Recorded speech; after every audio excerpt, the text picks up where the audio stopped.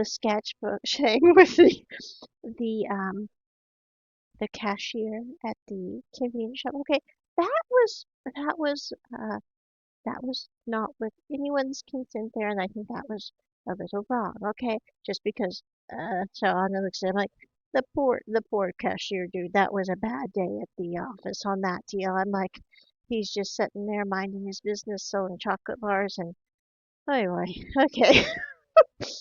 But still, I'm going, overall, they really didn't do anything terrible in the story. But yet we're all supposed to believe that her panda is somehow bad or terrible or needs to be put under wraps for most of the story. And like, that's not really a good point to make. And then the dad's point near the end of, well, your panda is fun. I'm like, her panda is fun, but her panda is also something that is how she's able to express herself because she has no outlet for her emotions because she's constantly worried about making her parents upset or making her friends upset or bothering someone.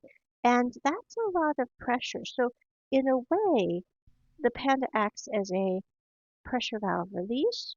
And if we remove the pressure valve release, we end up with, all the aunties and grandma and mom who have a lot of trouble with their interpersonal skills. So I really don't think trapping the panda worked so well for those ladies. And I think that there should have been more done on explaining how instead of behaviors are bad or need to be trapped, we need to look at those behaviors and go, why are they behaving the way that they do? Now, of course, this is easier said than done sometimes, when you're more well rested, when you haven't had, you know, a long day with 20 hoodlums. I'm just saying, there are certain aspects, it's like it's much easier to look at things with a zenful approach when you've had sleep, 3 meals, and no chaos for at least a day. I'm like, that is true. So I'm not judging people who are in the midst and throes of battle, as it were.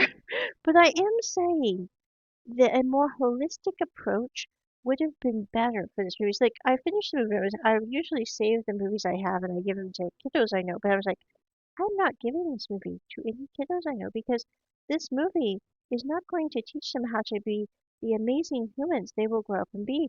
This movie is about trapping what we fear others might